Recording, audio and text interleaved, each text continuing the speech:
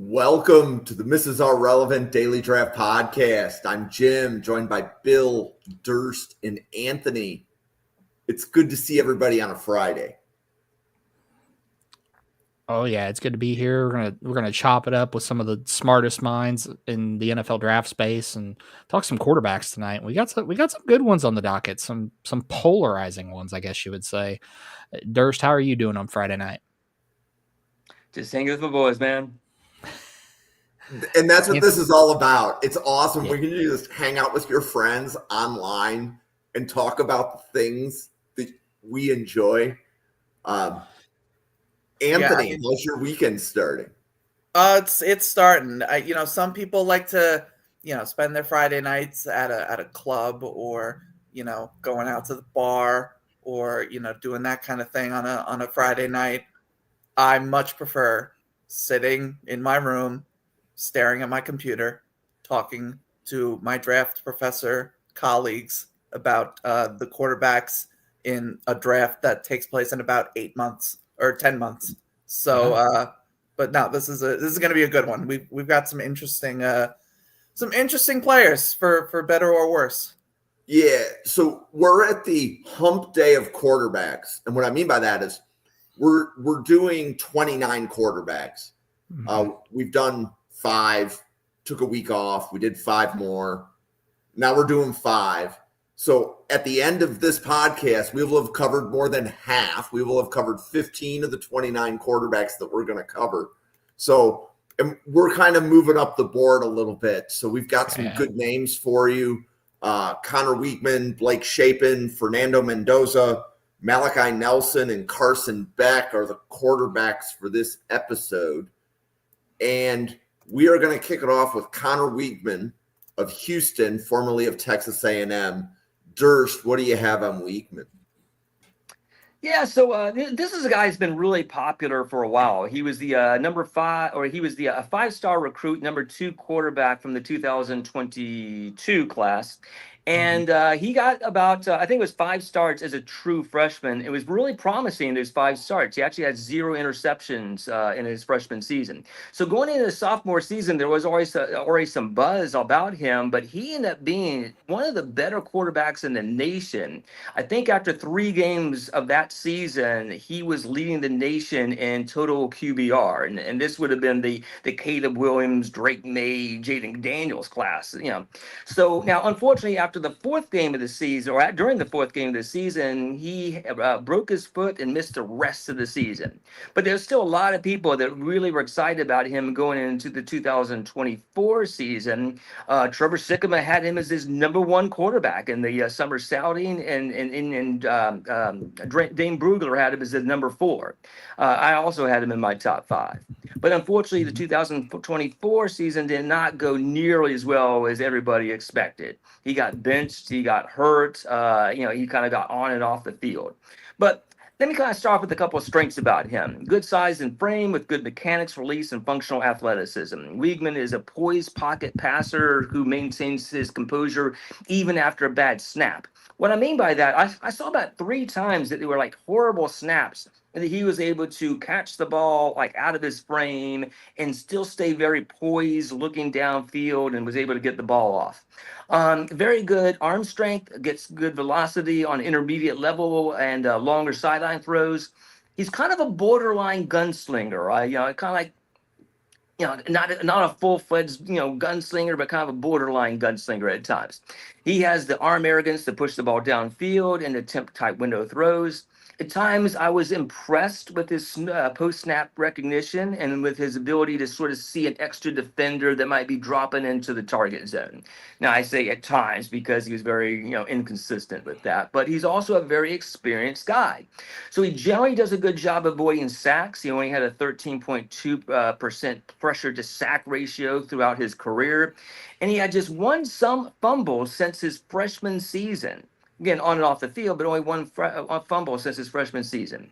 So weaknesses, his PFF grade plummeted from an outstanding 91.9 PFF grade in 2023 to a 59 in 2024. His accuracy can run hot and cold. Picks seem to be either overthrows or too high when there's safety help behind that guy, and so that's where a lot of his picks come in at. He lacks game reps and experience to see the field well, bad decisions under pressure, especially LSU and the Notre Dame games. He's not really a dual threat. He's got some functional athleticism, but I wouldn't call him a dual threat. And at times, the offense just seemed to run better under his backup at the time starter now, Marcel Reed, who's a redshirt sophomore now. Durability and injuries is a major part of his evaluation. He had a season-ending broken foot in Game 4 of 2023. He suffered an AC joint in his throwing shoulder in 2024 opener against Notre Dame, and he ended up missing a total of 3 games in the 2024 season. So I have a potential comp if everything goes well after his transfer to Houston is Derek Carr. Now I took a peek at the Houston roster, trying to look at the wide receivers they have available, and it's a bunch of guys I wasn't really that familiar with. Bill, do you know anything about the wide receiver room in Houston? Yeah, so when you're talking the wide receiver room in Houston, the biggest name is Dean Connors, and even then, he's more of a running back prospect. As far as wide receivers go, there's not really a whole lot of guys. So you're gonna be asking Weigman to kind of elevate maybe Amare Thomas, but I've got a late day 3 grade, kind of round 6, round 7. Think a mold of like a KJ Osborne type of guy. He's not going to really take the top off of anything, but he'll be pretty reliable for Weigman. But yeah, this group of pass catchers in Houston and weapons around him, Weigman's going to have to do a lot of work to elevate them. And one more thing, I noticed that 9 of Houston's projected starters are this year transfers per our lads. Yes, yeah, they did bring in some talent, Weigman being one of it. So it should be it won't say exciting year, but it'll be certainly something to keep an eye on. I love your Derek Carr comp for Connor Weigman. For me, I have a comp of Carson Wentz. And I think you have the same arm talent that Carson Wentz has, and you have a guy that, he has a really good release. But the problem with his release is the entire throwing motion just looks sawed off and disjointed in multiple places, especially with the elbow angle. So if he's knocked off his position, he misses the broadside of a barn if he lived in Amish country. He's very creative and he can adjust his arm angles when moving and rolling out. So he's got the functional athleticism like you talked about, Durst. The big thing though is, for me, I have a durability red flag on it. This is a guy who's missed time with a broken foot, who's missed time with an AC joint issue. At a certain point you have to start asking, is it just freak accident injuries, or is this, kind of who he is? And then obviously the other thing is his field vision is inconsistent, especially when he's under pressure. He misses a lot of underneath linebackers, and it's going to lead to a lot of interceptions. But I'm excited to see how he does in Houston. He's got a day 3 grade for me just because what he's put out there on tape right now screams day 3. But this is a guy who has all the potential in the world to develop and rise up the board. I'm just not sold on him yet. Anthony, what do you have on Connor Weigman down in Houston? How do you feel about him? Yeah, so Durst brought up there were quite a few people that were excited about him during summer scouting last year, and I was one of those people. I had him. I don't remember. I should have looked this up. I don't remember where I ranked him among the quarterbacks. It probably was like 4 or 5, but I think he had just cracked my top 50. So he was a guy that I thought had the potential to, if he had a really good season at Texas A&M, that I thought he could have been in the first round conversation. But yeah, that did not pan out. The big thing for me when watching him, his feet are just terrible, all over the place. He doesn't set, and that's what affects his accuracy and his ball placement. He sailed. If you watch the Notre Dame game, he actually looks pretty good on the first quarter, but just gradually just gets worse and worse with his ball placement, sailing throws, throwing the ball too far beyond his receivers, and then throws like 2 pretty bad interceptions, which basically I feel like that just like that was the beginning of the end in terms of just like his confidence. Never really recovered. Eventually gets benched for Marcel Reed. So it's one of those things where I hope that by going to Houston, he can gain that confidence back, because I think talent-wise, it's still there. You see the flashes of the good arm talent is there. I don't know. I wouldn't say you guys are underselling his athleticism, but I think he's a really good athlete. He's not like a, Lamar Jackson kind of sprinter and scrambler by any means, but he can make some plays with his legs. He did it in that Notre Dame game. I think he has has a baseball background, so he is overall, I think, a really good athlete. This garbage. Okay. He's talking about the Jets signs. Yeah, I got it. A Dolphins fan. Because I'm the person that leaves actual garbage here, so that's why I would have actually done that. But okay, all right. Eric, it's good to see you stop by. Thank you very much. Yeah, it's good to see you, Eric. You're great. Yeah. No, but we do appreciate you, Eric. But anyway, so anyway, Weigman's a really good athlete. I think he still has that potential. I'm not nearly as confident as I was this time last year, but I do think he has the tools to get there. He just really needs to get good development, and it is going to be tougher with the lacking talent that you guys were talking about earlier too.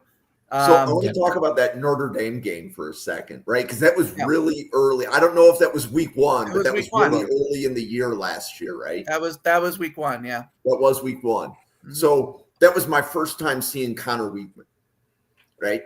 And what I noticed, even though he threw the 2 interceptions, that Texas A&M team never gave up on him. They were rallying. They were in that game. They were fighting for him in the fourth quarter. Yeah. Right. And that's something that I noticed that doesn't show up on a stat sheet anywhere. But even for let's say that game had several unfortunate turns for Texas A&M. They were still in it at the end, and they were balling, trying to move the ball down the field, I believe, either for a game-tying or a game-winning score. And he was there. They were fighting, and that's something that I like seeing. I think similarly to how we've been talking about, the Trevor Sikkema and Dane Brugler and Durst and myself, and I don't know about Bill, but probably also Bill. We all had pretty decent expectations for him last year. The same can probably be said for Texas A&M. They probably felt that this kid can lead us, to the promised land. And again, obviously that didn't pan out. But if you even through all of the inconsistency and the accuracy problems and the bad footwork and all that, you see the physical talent. It is definitely there. So he just needs to put together a healthy and consistent good season at Houston, get himself to the draft if he declares this year, which is also by no means a guarantee. Yeah. But if he were to do that, get yourself to the draft process, and then from there continue to grow and develop with your physical tools that are there, and can get yourself in the NFL. But it's a much steeper path now than I think we thought it was this time last year. Yep. And I'll piggyback on that. He was in my top 10 quarterbacks heading into that Notre Dame game, and I had it circled as this would have been his coming out party. And obviously it was for better or worse. But the one good thing, though, and I forgot to mention this when I was talking about Houston prospects, the one thing that can help a quarterback's transition to the next level is a security blanket tight end. And Houston has one coming in Tanner Koziel, who's a top 100 guy for me. So I think that's going to significantly help him. But the things that he did in the past at Texas A&M, like if I were him, every bit of Texas A&M merch, film, anything that connects him to that rough part of his career, throw it in a fire pit and burn it, because you gotta start fresh if he's going to get to that next level. Okay, so I guess 2 points of clarification. Weigman still has another year of eligibility. So is that what I just heard you say, Bill? Yeah, he's a redshirt junior this year. Okay. So The 2023 season, he ended up redshirting after he got the season-ending foot injury. Right. Yep. thanks, Sturge. Okay. So do any of you have a day 2 grade on Weigman right now? I don't. I don't. So the consensus is right now day 3. Yeah. Would it shock any of you if he was drafted, if he had a good enough season to be drafted in the top 10? Top 10 overall, that would require That would require a lot of good Heisman. things to happen. That's a Okay. that's a Heisman candidacy if he gets that high. Yeah, Houston's Right, going okay. undefeated, and he's running for the Heisman, and like the Houston's in the playoff. Like that's what needs to happen. Okay. So if top 10 was too rich, is top 15 easing that, or you don't see a round 1 quarterback without him having You're hoping the year? You're hoping for top 50. That's what you're hoping for. I would say the top 64 is a feasible ask for Weigman. Yeah, right. Got it. Yeah, I have him as a 4th to 6th as what I got him as. So I wound up with the 4th round, 2-6. It's like feasible to get in the top 100, but now I'd be shocked if he got into first round conversation. Yep. Mm-hmm. Okay. The next quarterback that we are going to cover is Blake Shapen from Mississippi State. Anthony, you want to kick that one off? Sure. Yeah. I'm gonna be honest. I'm not super excited, but we'll do this. So Blake Shapen, he's a graduate senior at Mississippi State. He transferred there prior to last season from Baylor. This past season, he only played in like 3.5 games, or it might not have even been a half. He got injured during the Florida game, suffered a season-ending shoulder injury, knocked him out for the rest of the season. So it's really not a ton of 24 tape that you're going to watch. You probably should go back to 23 if you want a full eval. Problem is he also has other injuries in his history as well. I think it was like an MCL the year prior, and then also I think he's had like concussion injuries. So medical is a big concern right out of the gate. But even if you just take him on the field, he's 6'1", 210, so not ideal NFL size, but it's acceptable. He just doesn't have. He just to me, he just doesn't have an NFL arm or NFL tools, and it really just boils down to that. I think he has like good touch on his passes. Obviously, I mean, he's a graduate senior, so he has experience. I think he's fairly efficient. He's able to throw accurate passes in the short and intermediate. Like I said, he just doesn't really have an NFL arm. He's not going to drive a lot of passes into tight windows. He's not really going to stretch the field vertically all that much. I think he's a decent athlete. He can make plays outside the pocket, but not, I wouldn't say he's like a top tier athlete.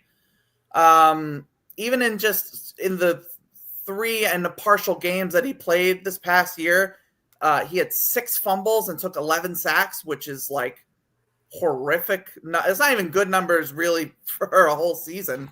Never mind just 3 games.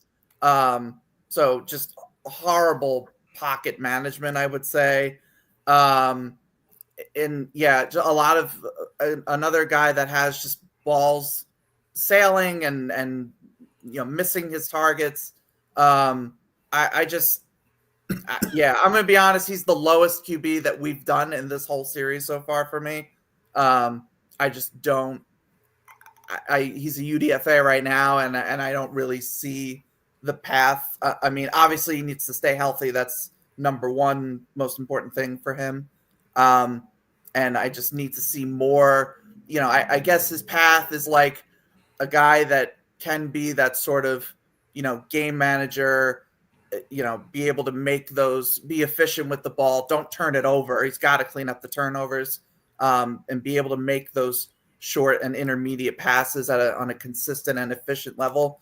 I wrote down Ian Book, the Notre Dame quarterback from like 2022, 23 draft, something like that. It kind of that similar, like undersized, not really a great arm, but he's got some athleticism and he's got some, some good decision making and touch on his throws. So I'm not super high on him. Durst, what do you think of him?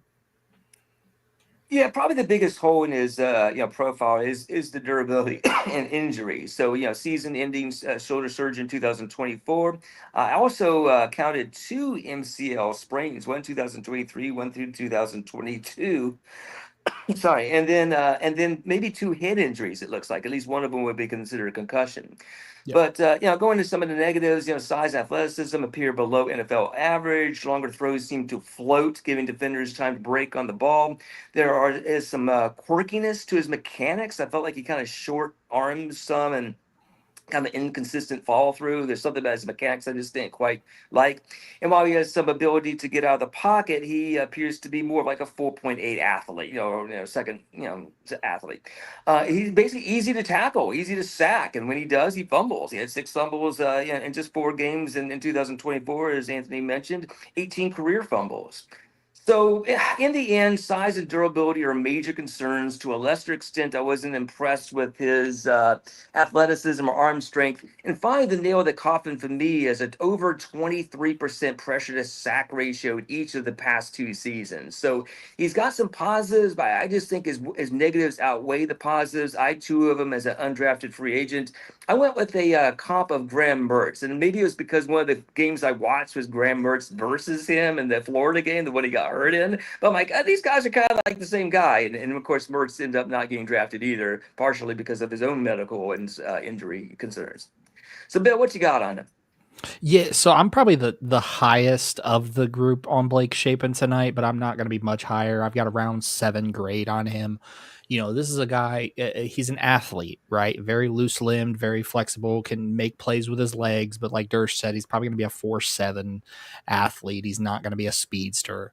He has the ability to get the ball in the short game where it needs to go. He's got enough power to do that. The intermediate, it starts to flutter, and the deep ball, it turns into a complete duck. But in quick game, in quick short slants, screens, bubbles, he can get it there. The big concerns, Durst and Anthony already hit on it. He's undersized, 6'1", 210, but I'd argue he looks smaller when you see him in the huddle.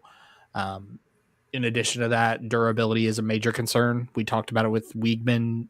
Shapen is another one that I have a durability red flag for, and if he can stay healthy.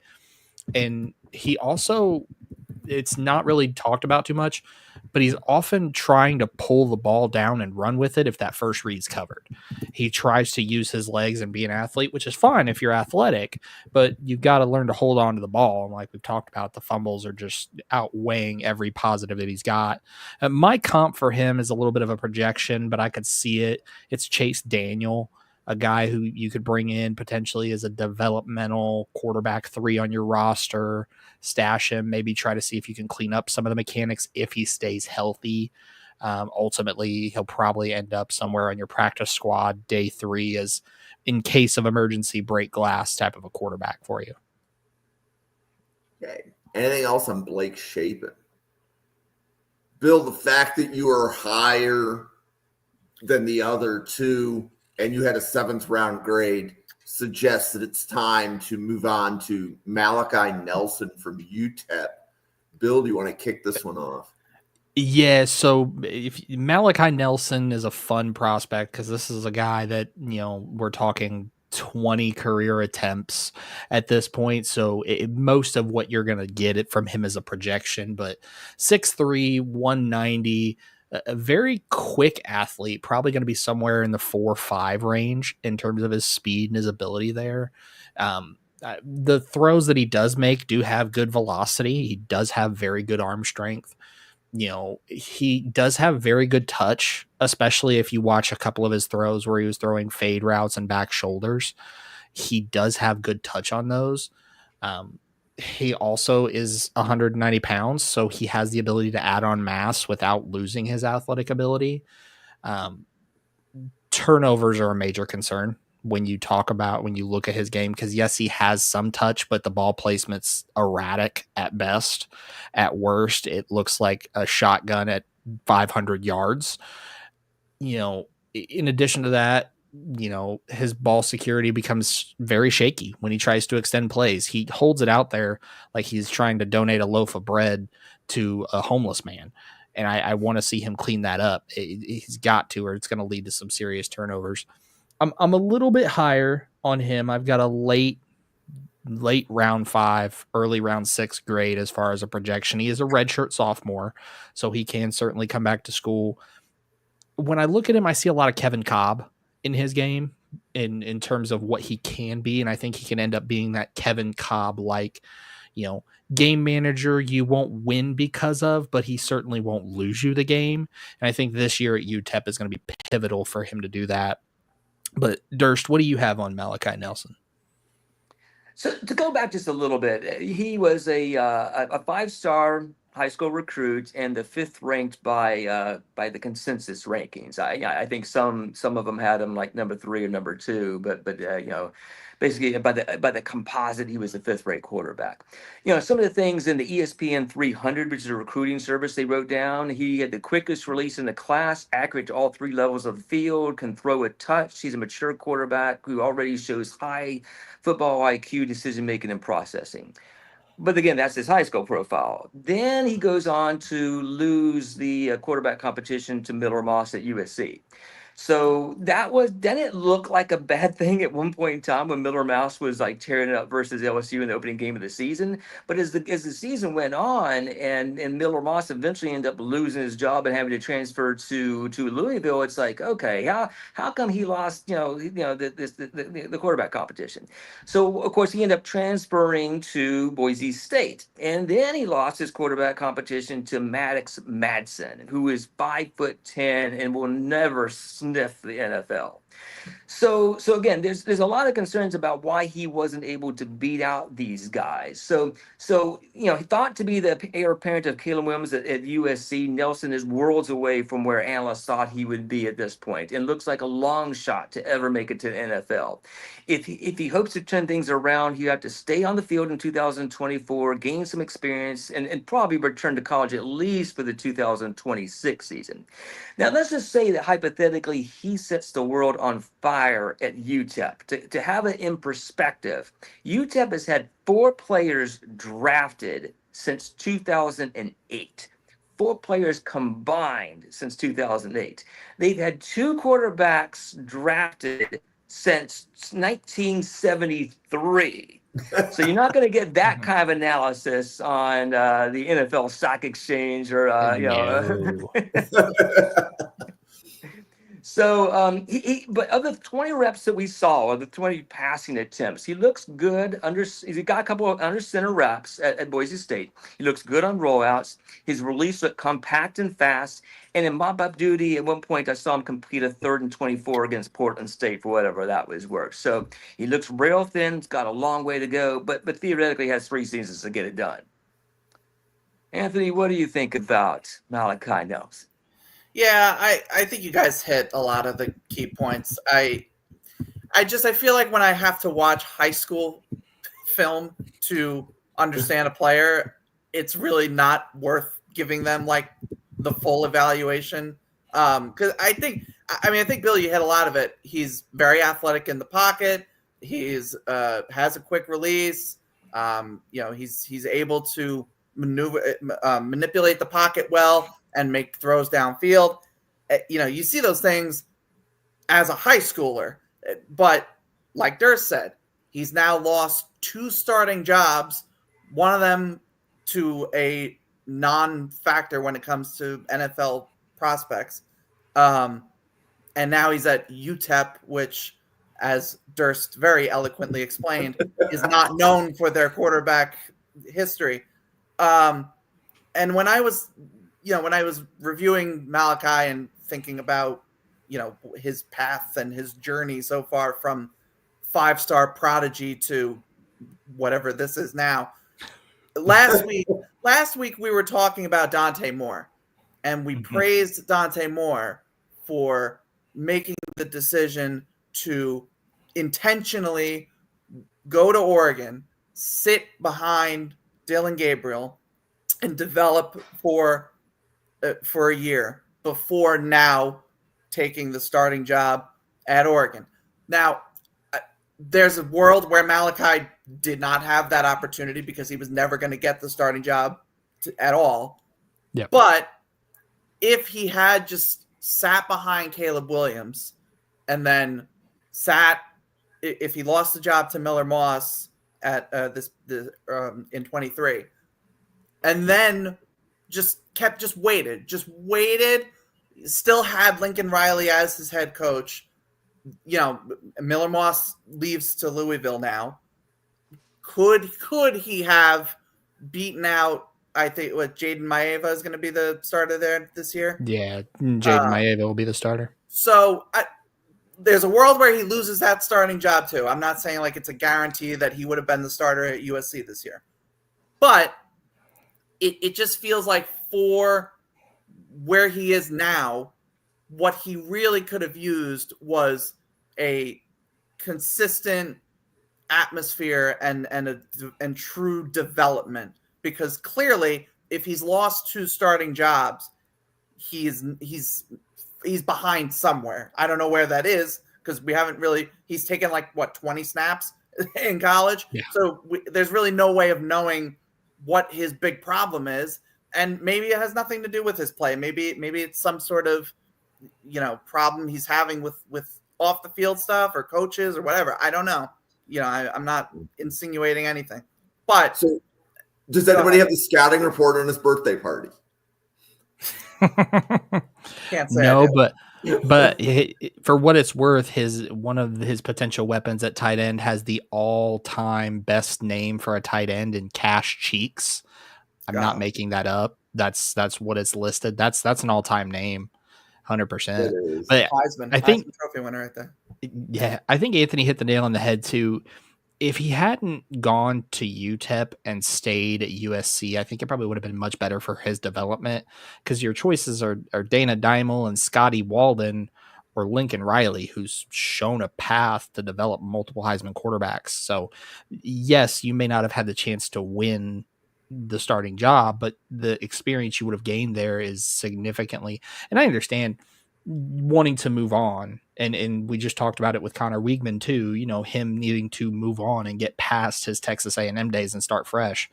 But considering you have less than 30 attempts in your career, there isn't much really that you need to start over at this point. So I'm curious to see how he develops. Obviously, it's another one of the redshirt sophomores that we've kind of talked about throughout this series that likely comes back for another year.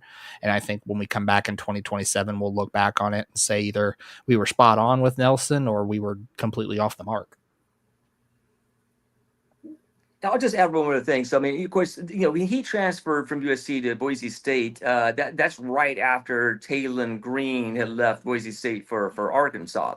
So, it looked like, I can pair up with Ashton Genty and there's an opening here for a quarterback. And it kind of seemed like the right thing to do, but then he lost the job. So yeah, that's when things really went off the rails for him. Yep. And again, because we don't know why he lost the job. Like maybe a different quarterback had received the promise or right. I'm going to say head coaches are not infallible. Right, because they're trying to recruit players to get them to come in. So if the head coach had to make a promise to somebody to get them to come in because they want insurance at the position. Right? Like Right. I'm on record as saying I don't think Arch Manning should have stayed at Texas. If he was going to be playing behind Ewers, you're better off putting tape than sitting 2 years in the bench. Yeah. Right? But sitting 1 year on the bench, that's okay. But sitting 2 years on the bench, you at least need to go somewhere where you're going to be putting tape out. That's the only way you get to the next level, unless you're Matt Castle. Right? Because like Matt Castle was a backup that actually had an NFL career, right? Right. Absolutely. Right. I'd also argue that Quinn Ewers never should have been starting over Arch Manning, and Quinn Ewers should not be starting on any football team at this point. But that is another hill that I don't think we want me to die on tonight. No, we don't want anybody dying on any hills. It's early on Friday night. We don't need any dying on hills. Right. So the next quarterback, Carson Beck from Miami. Durst, do you want to kick this one off?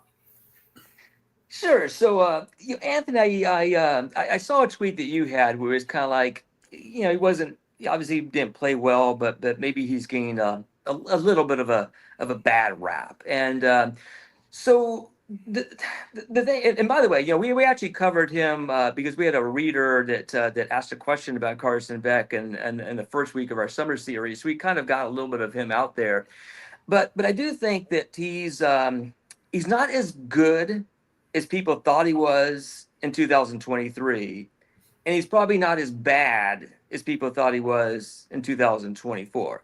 I think he ended the season with 6 straight games where he didn't throw a pick, and he only had something like 6 picks all 2023 too.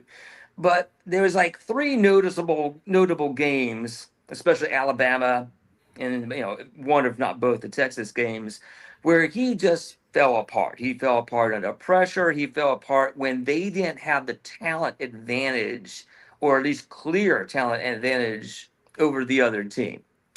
But the point I guess I was trying to make with Georgia, Colby Young has to get up there and make that play. You're like a 6'4" wide receiver, and the game-winning touchdown is being thrown to you, and you've got a freshman cornerback on you, and you let the Alabama cornerback beat you to the ball. Colby Young's was a transfer from Miami, and Georgia brought him in for that kind of game, to be able to help win that game. Was it a perfect pass? But it wasn't. But it's a pass that a 6'4" wide receiver should be able to go out and win and stuff. So anyway, Georgia transfer of 7,912 yards and 58 touchdowns over the course of his Bulldogs career. A good size and frame, above average arm strength with a tight spiral and probably about 65 yards range on his deep ball. He normally throws on time when the picture is clean and is able to layer throws between defenders. But he had a right UCL injury, several meltdowns under pressure in 2024, had 12 interceptions and 8 fumbles in 2024, and he had a lot of difficulty with post-snap processing. Now, especially when Shapen was at Alabama, there was a lot of good college players and a lot of guys who went on to have good NFL careers that ran into the buzzsaw of Alabama. And maybe their defense isn't quite what it used to be, but Georgia just really ran into a buzzsaw that night and stuff. So we need to rebuild his confidence. Beck's going to turn 25 years old during his rookie season. He's got below average athleticism by today's standards. He needs to do a better job at not staring down, defenders or receivers. So at his core, Beck is a big, tall pocket passer with some ability to extend plays, but it's at his best when the pressure is minimal and the coverages are clear. So at the very beginning, I actually compared him to Matt Jones. Then I changed it to upside of Jared Goff, downside of Matt Jones. Now I'm back to, I think it's just Matt Jones. So what I mean by that is Matt Jones, when he was at Alabama, had an excellent supporting cast, similar to how Georgia had. Matt Jones benefited from maybe the best, group of wide receivers we ever saw in college football. Ohio State. So, we're talking about Jerry Jeudy, Henry Ruggs, gosh, I just kind of blocked out, but Jalen Waddle, and who is the fourth one? Ruggs, Waddle. Eduardo, Judy, and Judy. Is Devontae Smith there? Devonta Smith. Yeah. Yep, Yeah, that's okay. it. So I mean that kind of supporting cast is really what made like Mac Jones into a viable, like this guy could be a first round quarterback. But he needs an excellent supporting cast, I think, to get it done. And I don't think he has. I know this time of year, a lot of people had, Cam Ward is like a fifth rounder. So this time of year, everybody thought that Carson Beck was a first rounder. Everybody thought Cam Ward was a fifth rounder. So is there a chance? Is there a world? Is there a scenario where Beck could have a similar reclamation project? I think so, but I still think that he just doesn't have that level of talent. So even if he makes it to first round or round two, I think he'll probably cap out at like a Matt Jones kind of level prospect. Anthony, what do you have on Carson Beck? Yeah, so Durst alluded to, I had posted earlier today, and I think he actually laid out my opinion pretty exactly. So this time last year, Carson Beck was my QB1, and it was more QB1 by default than like, oh man, I really love Carson Beck. But like Cam Ward, the Cam Ward that went first overall was not the Cam Ward that we had at summer scouting at that point. I don't need to get into Shador, but there really wasn't like a true bona fide, this quarterback should go first overall at any point in summer scouting last year. So I liked Carson Beck. And you still, I think, see the things that made him QB1 for me and a lot of other people last year. You see it in his tape. I think he has a really good, consistent release. His mechanics are pretty solid. He attacks the middle of the field very well. He makes a lot of really good over the middle intermediate throws. And can make throws into tight windows. Durst also kind of touched on this too, but just even to a broader scale, Georgia's wide receivers let him down on like multiple occasions. Like but him losing Brock Bowers and Lad McConkey, like not only made it harder for him to connect with his weapons, but just the talent degrade was just so obvious to everyone watching. So like all of his struggles last year are not just because like he's bad. Like he really did not have a ton of support from his pass catchers. He runs a pro style offense. He's able to go through progressions. He has good size. He's 6'4", 220. Athleticism's fine. It's not like he's not immobile, but he's not like great either. But it's just his accuracy is just very inconsistent. I watched him against Florida, and like his first two passes are just sailing over people's heads. There are just multiple occasions in multiple games where it just, and I don't even think it's like it's a mechanics problem, but it's just the ball is just not going where it needs to go. It's really that simple. And also just the arm in general, I wouldn't say it's like not like it's adequate for the NFL, but it's nothing like to write home about. It gets the job done, but it's not a first round NFL arm. So when that happens, you need these other parts of his game to be elevated, the accuracy and the throwing with anticipation and, athleticism. Like that's the kind of stuff that can elevate you if your arm isn't great. But it's just not. That's it. After last season, the Alabama game that Durst talked about is like the prime example. When the pocket collapses around him and he's facing pressure, it gets bad. It gets really bad. Like he should be benched bad.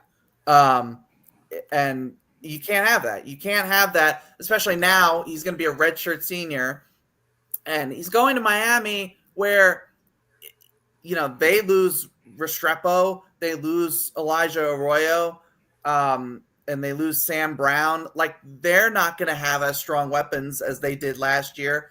Carson Beck is a very different quarterback from Cam Ward. So I don't really know. I don't really know what we're going to see of Carson Beck. But again, like I said, there are still you see those elements of his game that was the reason that he was talked about as a potential QB1 last summer. So, because I see people like totally writing him off. Oh, he's trash. He had a horrible year. He's going to stink in Miami. He's not worth anything. I think there is a very legitimate path for Carson Beck to being a above average backup in the NFL. And that's not an insult. Like teams need above average backups in the NFL. So I think there's a way for him to do that. And if he has a really good year, he can get back to, the top 75 conversation that he would have been in last year. But it's similar to what we talked about with Weigman. The path to get there is a lot steeper than we thought it was this time last year. The other part of this too is he had a torn UCL. So if he's not, if that happens again, if he gets injured, then everything I just said kind of is meaningless. But Bill, go ahead and add to that. Yeah, so this time last year, I didn't have Carson Beck as QB1. He was in my top 5 QBs. I had Cam as QB1 because I was a Cam Ward truther. But the big things with Carson Beck, and I talked about this with Newt when we did our top 10 quarterbacks list and our top 10 offensive lists. So make sure if you haven't seen that, go check that out on the channel. Go check it out on Spotify. The big concerns that I have with Carson Beck, Anthony, you just hit on it, that torn UCL. What are we going to get from Carson Beck? Because he already didn't have the greatest arm. He had an NFL arm. It's adequate, but deep passes fluttered on him. And now you've got a repaired UCL and you're going to have that issue. And for me, when I watched Beck last year at Georgia, I saw a guy who was trying to put the world on his shoulders and was pressing too hard. And it caused his ball placement to be all over the place because he's trying to play hero ball because he's got all these expectations. I got to win the Heisman. I got to get Georgia to the national championship. We got to win an SEC title. I've got to be amongst the great Georgia quarterbacks. And I think he just got in his head and he panicked. And you saw a lot of panicked passes. This is a guy who, he has a compact release and it's almost whip-like. This is before the UCL injury. So after that injury, what are we going to get out of that release? The big issues that I had was that his pocket mobility, it's not explosive. Like it's shuffling and sighting. It's like your grandpa shuffling through the house on Sunday morning to go get the paper. I want him to see explode to the left and right to evade rushers. And I want him to see him to step up in the pocket. Rather, he just panics and gets rid of it like a hot potato. In addition to that, 2 high safeties, when they rotate against him, it completely throws him off. It's like he's trying to learn Spanish for the first time. He just doesn't know what to do or what to say or where to go with the ball. So that in of itself is the first part of his game that I'm concerned with. The second part is going to Miami and you're following in the footsteps of Cam Ward. You're going to be in his shadow. Being honest, the first time you throw a multi-interception game, well, Cam Ward didn't turn it over as much. First time you throw a 150-yard game, well, Cam Ward didn't do that. And he's going to constantly be compared to him because he has to follow in those footsteps. And like you just talked about, Anthony, I don't know if Carson Beck is good enough to outplay Cam Ward at Miami, let alone be considered a starter in the NFL.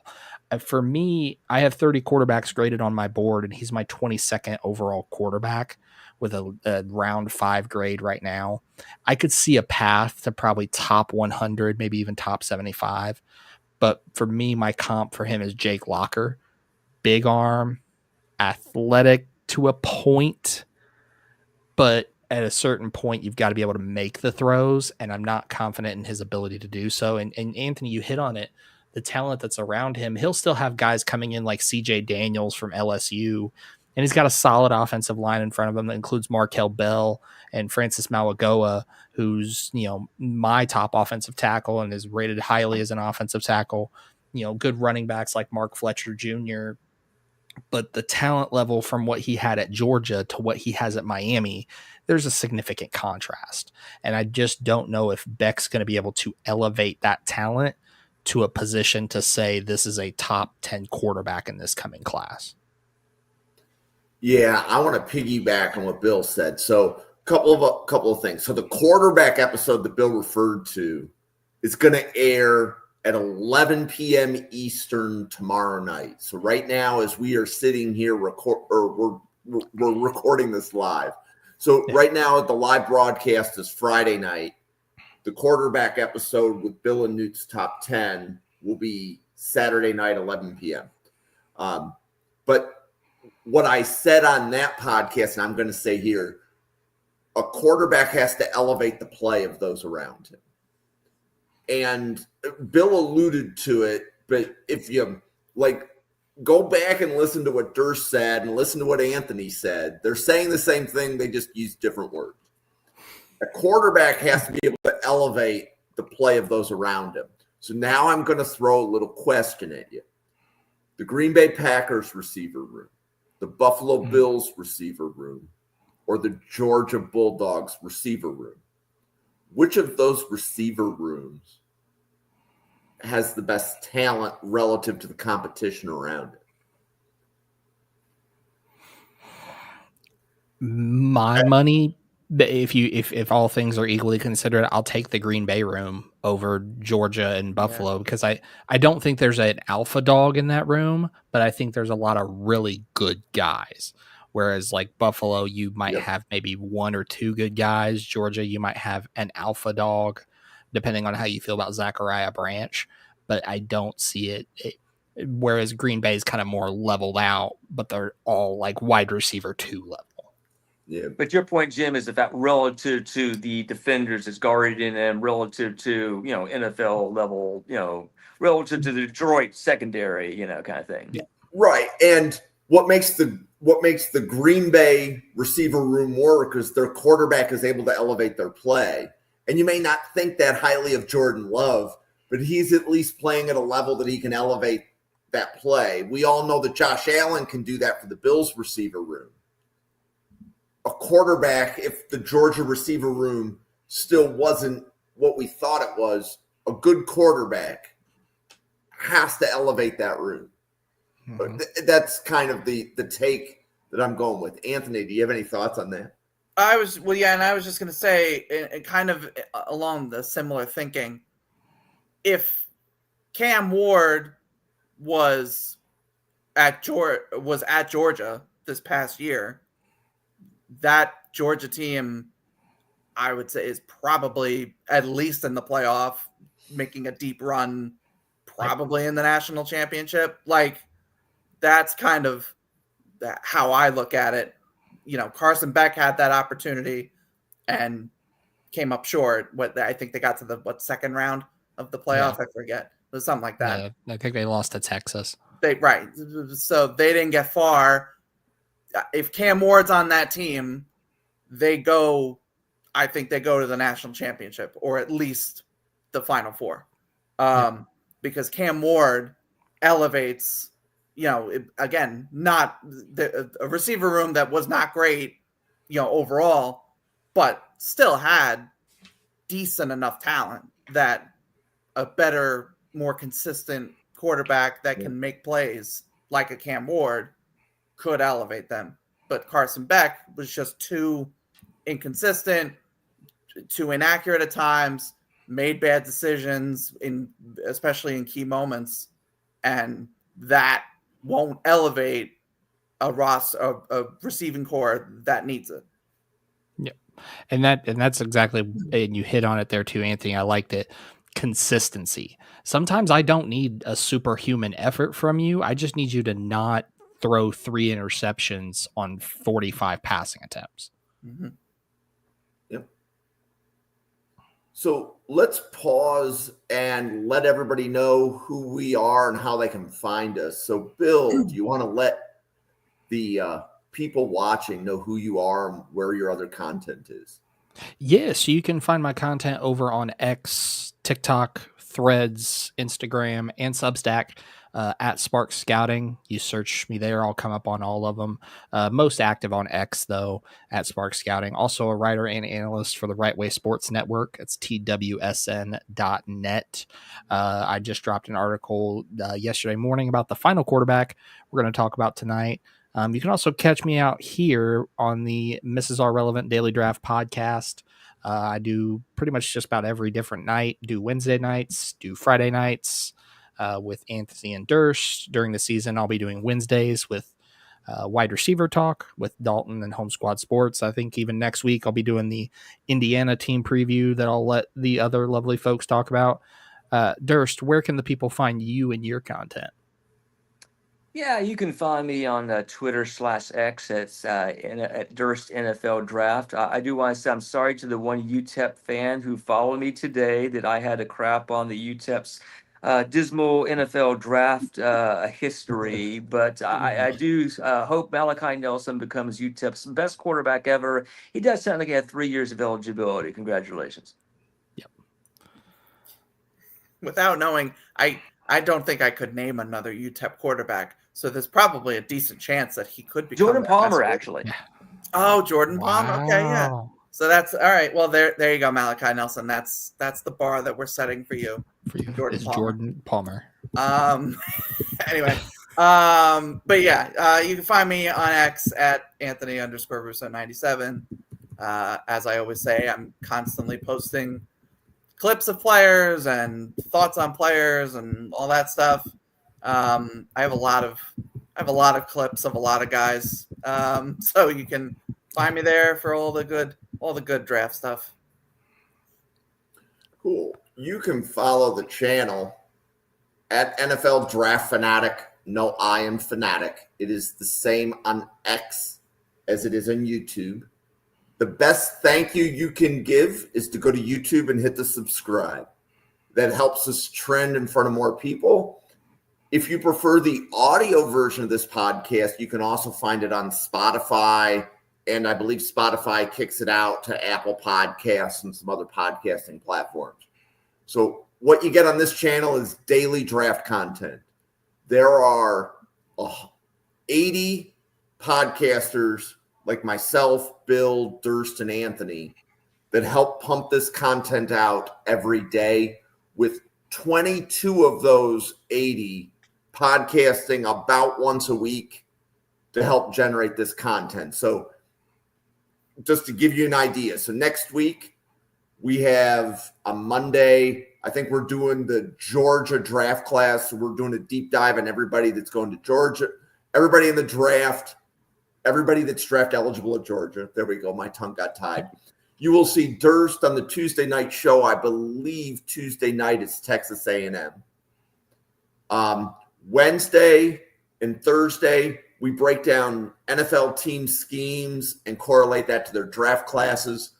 And then on Fridays, you see this group doing quarterbacks. The next 3 quarterback episodes will be July 11th, July 18th, and August 1st. So obviously we will not be podcasting on July 4th. And that also means that we are not doing quarterbacks specifically on July 25th. So 3 of the next 5 weeks, we will be covering groups of 5 quarterbacks. But again, I want to emphasize daily draft content. So if you are a draft addict like we are, we will have fresh content for you every day. That being said, the last quarterback that we are going to cover is Fernando Mendoza from Indiana.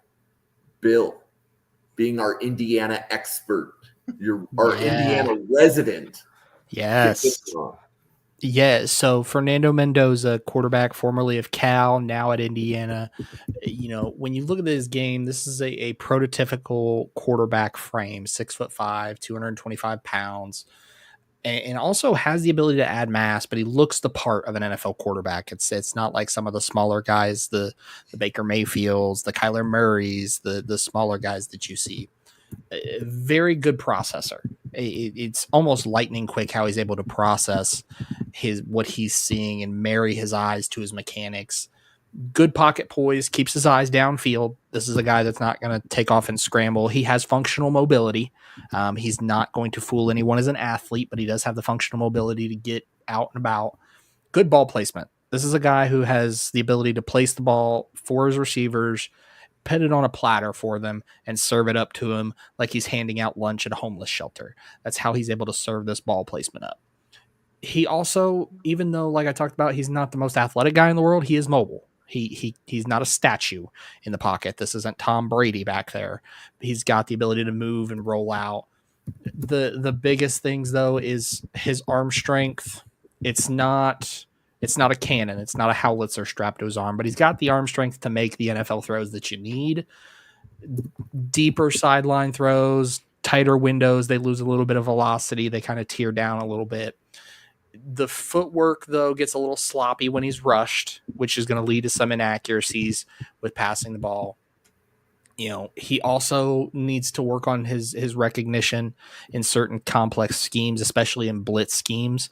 There's a lot of times where blitzers are getting through free. Part of that was Cal's offensive line was like a New York subway turnstile and just letting everyone through for free. Part of that is he needs to know where his hot read is and go. The biggest thing, though, is with him landing in Indiana and Kurt Cignetti's offense, this is a pro style married with air raid schemes. And Cignetti's going to give him the keys and say, here you go. I trust you to make all the reads, the calls, everything. We just saw that same offense put Curtis Rourke into the NFL, albeit a later day 3 selection. For me, Mendoza is my 5th overall quarterback on my list and my 29th overall player on my top 64 big board. For me, he's my 5th QB. There is a lot of Matt Ryan in his game. When I see his game, I see a lot of Matt Ryan, albeit a little bit more mobile version of Matt Ryan. Kind of if you transpose it to the Matt Ryan of today, not the Indianapolis Colts version that was a statue.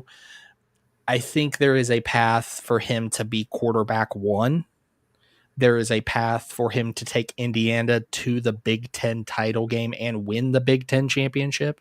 Because also we talked about it a little bit. We want quarterbacks to be able to elevate their talent around them. When you look at the talent that Indiana has, Kalen Black, Roman Hemby at the running back position, you have Holden Stays from Tennessee at the tight end spot, you have Zen Mikhalski and Pat Coogan at right tackle and center, you have Elijah Surratt at wide receiver, Omar Cooper Jr. at wide receiver. There is talent there, and if you're asking him to elevate that talent, this is a team that last season went 11-1.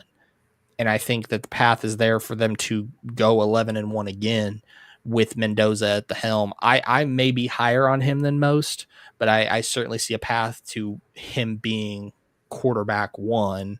In addition to that, he's also a redshirt junior, so he could come back for another season if he so feels inclined. But I think with how well he'll play this season, I think the conversation becomes top 25 or return to school. But Durst, what do you have on Fernando Mendoza? So when I first did a quarterback ranking, it was back in January. I did a top 10 list for this for this draft class, and I did another 10 that was sort of on a watch list. And Mendoza wasn't in the 20 that I profiled, so he was just not really on my radar. Part of it is because I was a fan of Jaden Ott because but he had been hurt. The running back for Cal had been hurt, and so when I went and started kind of studying Jaden Ott, I really went to the 2023 tape. Now, Mendoza was the quarterback at Cal in 2023 too, but he wasn't nearly as good. He had a significant improvement from the 2023 to 2024. Now, Mendoza's been kind of a polarizing prospect. When I first really heard of him, it was the day after the 2025 draft, and shout out to Corey Kennan. He had him as quarterback 1. And then a couple of days later, Nate Tice had him as quarterback 1. Now, so he's polarizing because there's some people that see him as quarterback 1, and then the NFL Stock Exchange did their quarterback show, and between Trevor and Connor, he was like He was like 7, 8, or 9, something in those range between the two guys. So some people are very high on him, some people not as much. It sounds like I'm pretty in line with Bill, though. Right now, I have him tied as my 4th quarterback, which basically means he's like a 5th quarterback. Yeah. So anyway, just a 2-star recruit out of Miami, Fernando Mendoza, initially was slated to go to Yale before switching to Cal. He started 19 of his 20 career games at Cal, throwing for 4,712 yards and 30 touchdowns. Um, Old school, tall quarterback with a big arm, looks every bit his listed 6'5" height. In fact, I wouldn't be surprised if he's a little bit bigger than that. But despite his long levers, he has a compact throwing motion. Some of these long quarterbacks with long arms are very tall. They got this elongated, looping throwing motion, and that's not really him. He's got pretty good mobility for his size. I saw him kind of shimmy and shake Reuben Baines in the Miami game and not just avoid the sack, but he took off for like another 10 yards or 20 yards or so. Matt Ryan ain't doing that. No, So not at all. he's not at all a statue in the pocket, but he's also not a one read and run kind of guy. You can see him go through progressions. You can see, despite his high sacks total, which I'm going to touch on here in a minute, he does appear to feel pressure, and he normally gets the ball out on time. Good mechanics, anticipation, accuracy. Seems to be a smart player. Pretty good intangibles, and he seemed to uplift the Cal program. We were talking about that with Carson Beck and whether or not they can, raise the level of the players around him. And Cal had some good players. Jaden Ott was a great running back. He was hurt last year. He had a great tight end, or at least one that's going to be considered great this year. But he wanted to be developed, is what I've heard him say in interviews. So we mentioned Curtis Rourke, but Bill did, and I think he saw the new, improved Curtis Rourke 2.0. Now Rourke threw for 3,042 yards and 29 touchdowns in 2024. I think that's probably his floor for this guy. I think Mendoza's kind of better at just about everything, including he doesn't have a torn ACL. He's going to be playing with, presumably.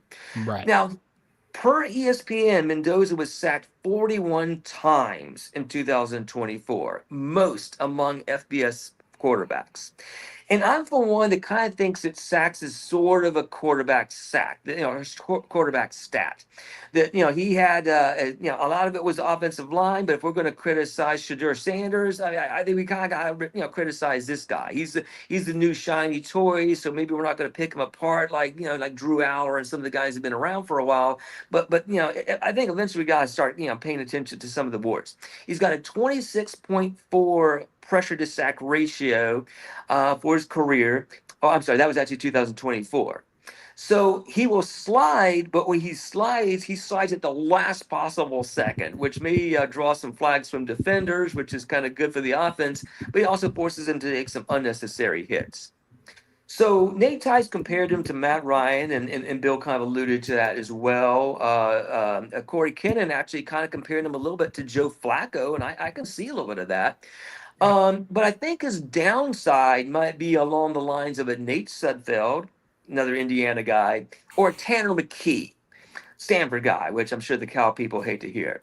So he actually had a chance to go to the University of Miami instead of Carson Beck, which actually I think would have been a good call, from Miami. He grew up, or his parents lived like 5 miles from the Miami campus. And Mario Cristobal, the Miami coach, actually went to the same high school as Mendoza and his little brother, who, by the way, is also at the University of Indiana. So it's an interesting backstory, interesting path. But I have him as tied for my number 4 quarterback in the 2026 class, the highest ranking quarterback we've covered in these 3 sessions we've done so far. Yeah. So before we go to Andy, here's a good reference, and Anthony, if you want to weave this in. But if you had to choose between going to Miami or Indiana, my instinct is that the skill positions at Indiana are significantly better.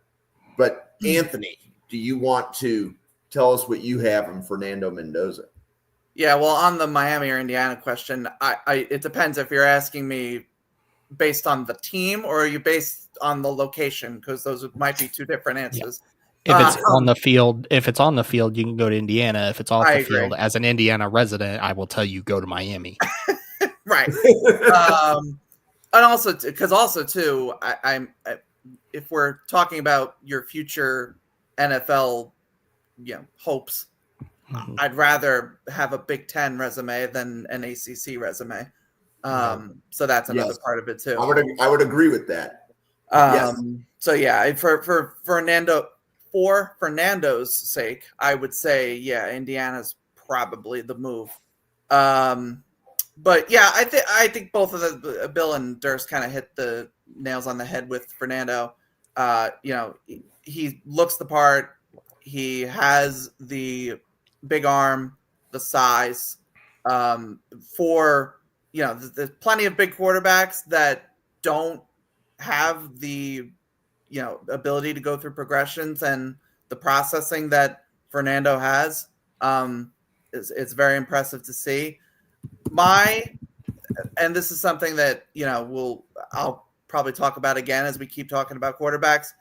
My biggest pet peeve when I evaluate a quarterback, and this is why I was so low on Shedeur, and this is why I was so high on Michael Penix a couple of years ago, is because my biggest thing is always pocket management and taking too many / bad sacks. That is like my biggest. If that's a negative for a quarterback, I factor that in a lot more than I think most people do. And Fernando took 41 sacks this past year, and I'm sure there are some of those sacks that you can blame the offensive line or a bad missed assignment or whatever, but 40 sacks does not happen without at least some, if not most of those, being on the quarterback themselves.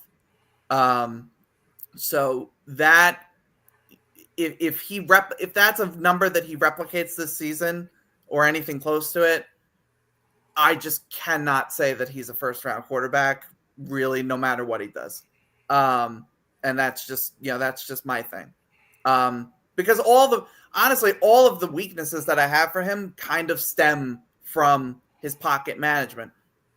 He takes too many sacks. I think his decision-making can kind of get really, really dicey under pressure. I think he holds the ball too long, too often. It also kind of messes up his ball placement, and it kind of messes up his release at times. But if he can just get better at managing the pocket and being comfortable in the pocket, which is also, an issue that Curtis Rourke had this past year at Indiana. But if Fernando can do that, absolutely I could see first round, if not like top 5, top 10.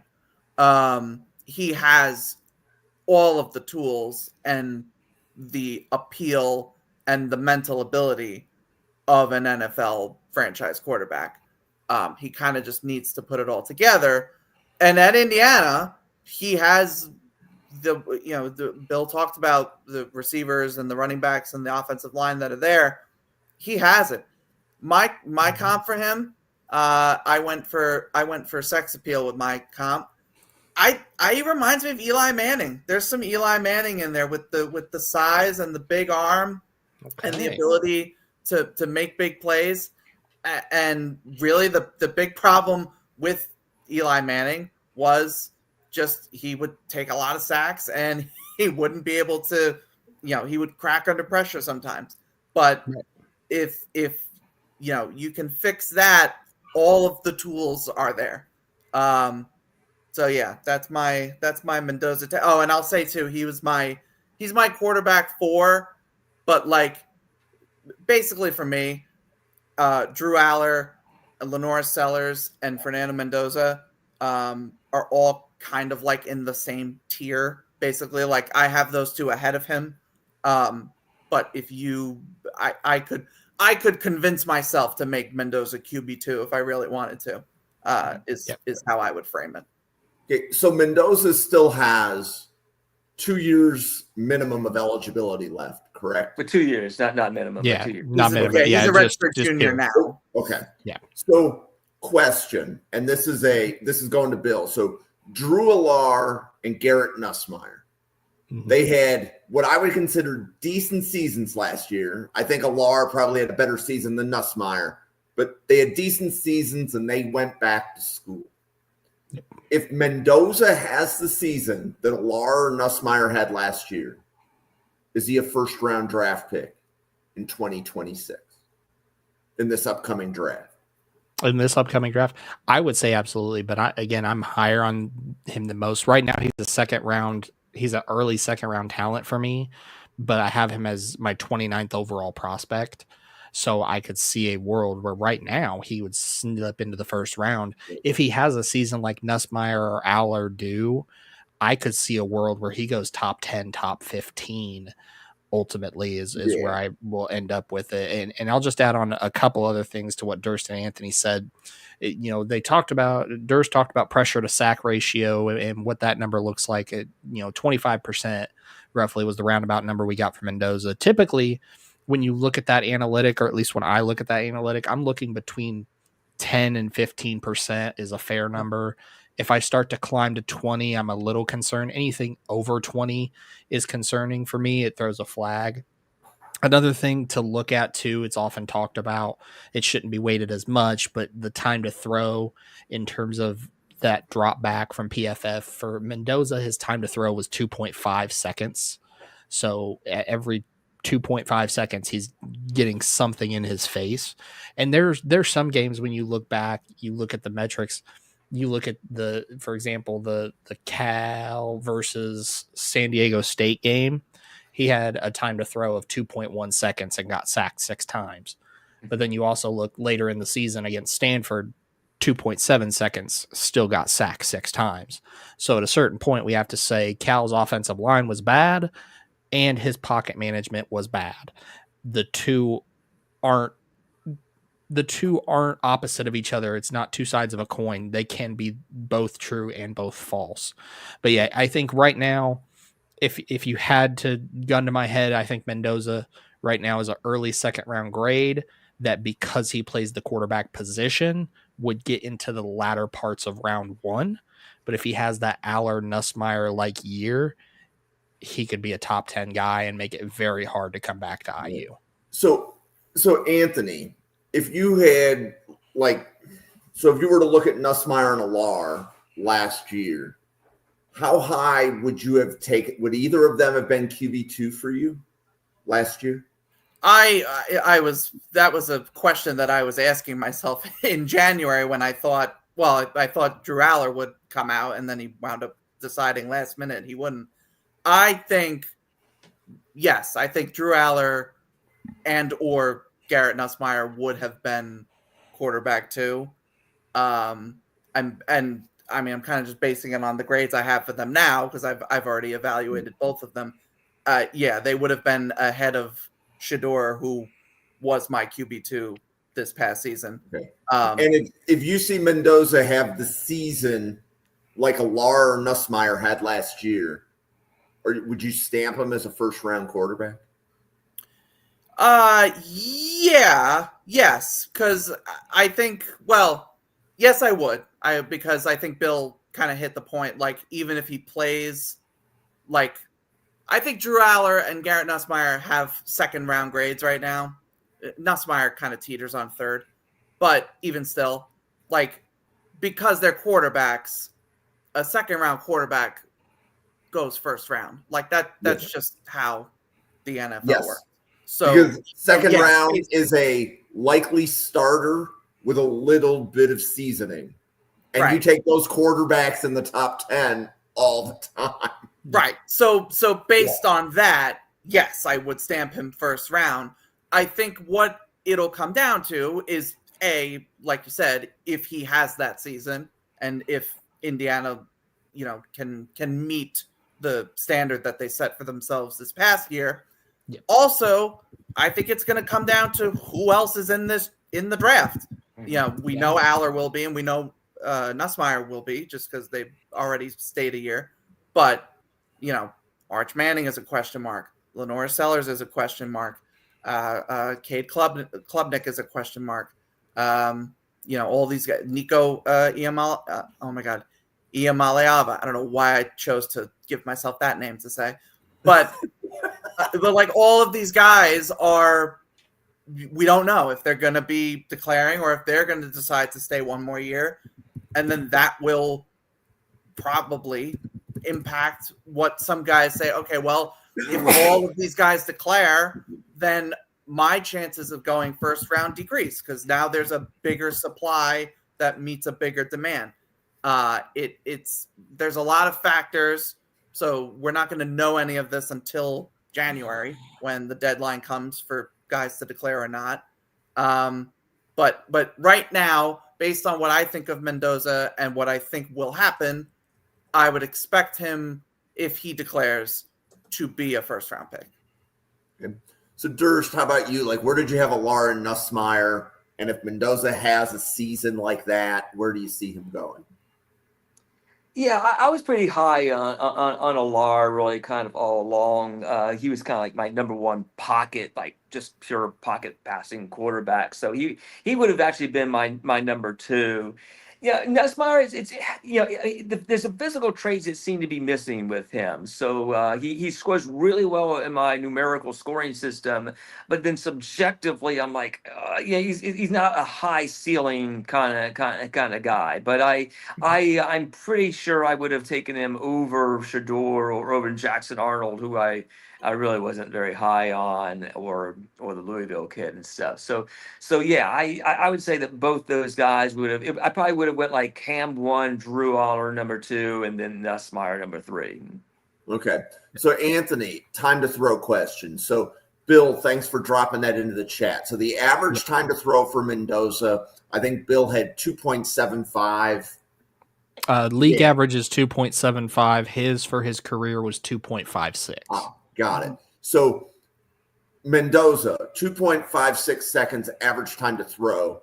I would like to remind the audience that Caleb Williams went first overall and his average time to throw was 3.5 seconds.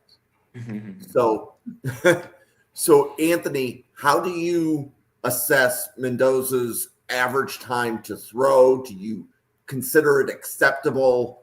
And do you think there's room for it to improve, or he just has to maintain the course that he's on?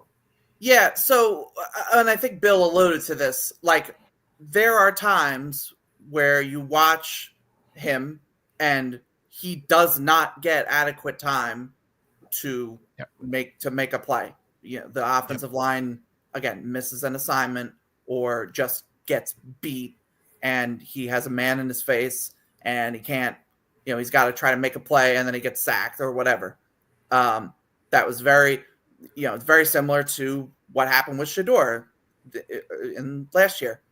There were times where he just had no chance to do anything. No quarterback would have had any chance.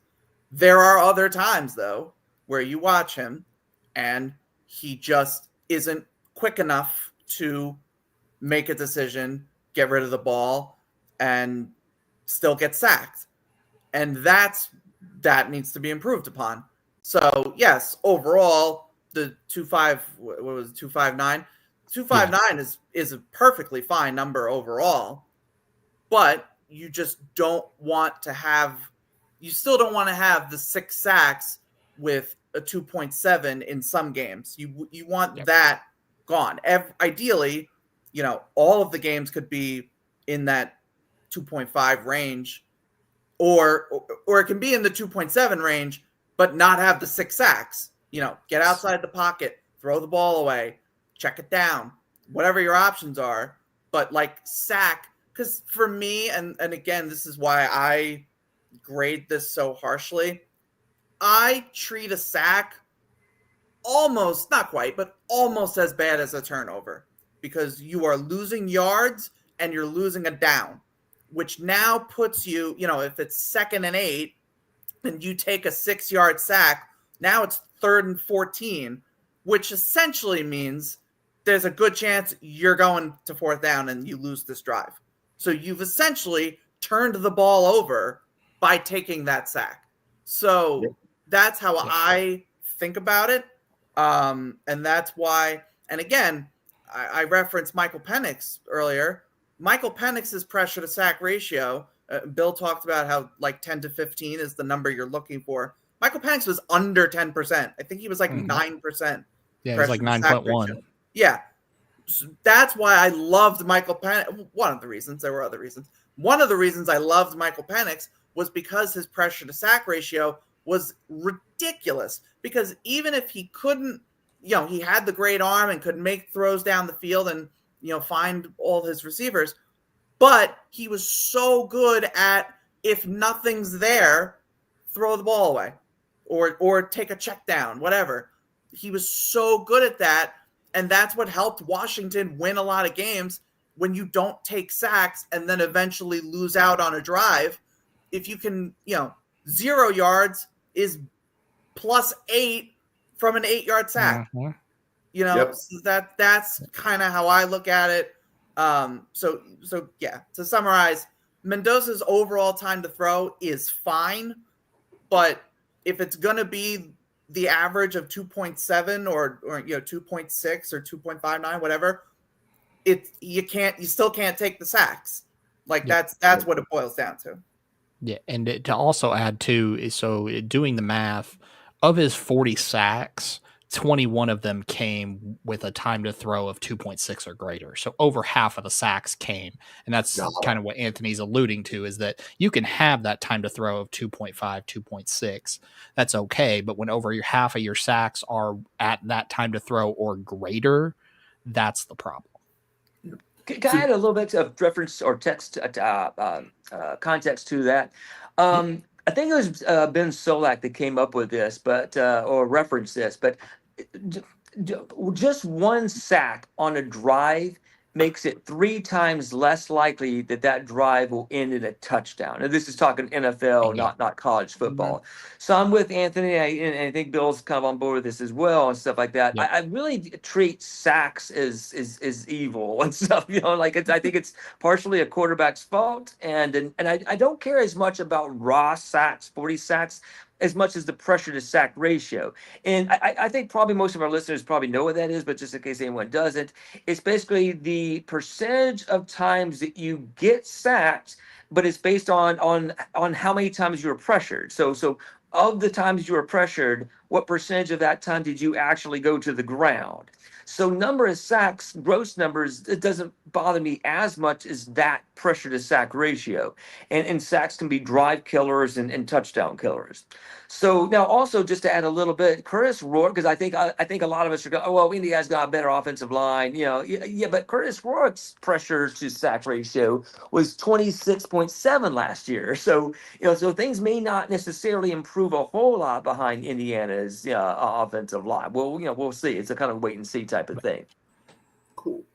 So that's all really good. And if you want more Fernando Mendoza, on Wednesday, 7 p.m. Eastern, you want to check out Bill, and there's 2 new podcasters joining him to break down. They've never been on the channel before, and they're going to be breaking down the Indiana draft class. So I'm sure we're going to get more Mendoza. You're going to hear the same opinions from Bill, 2 more outside opinions. Yeah. And if you're not familiar with this channel, outside opinions is how we do everything.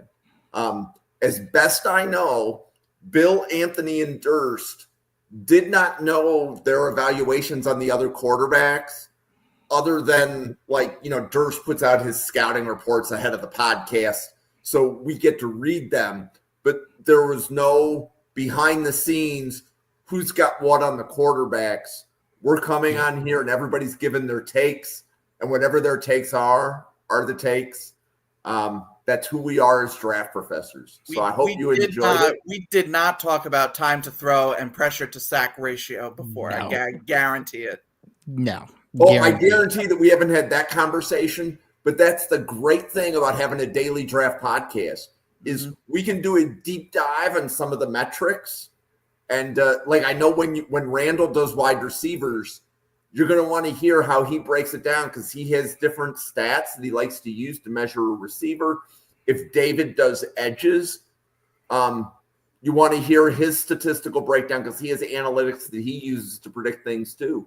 So and then it's all there's good. People go ahead, Bill. I was gonna say there's people like me who don't even look at the analytics until after I've watched the tape and made the grade. So that's the one best part about the Draft Professor is we got a little bit of flavor for everyone.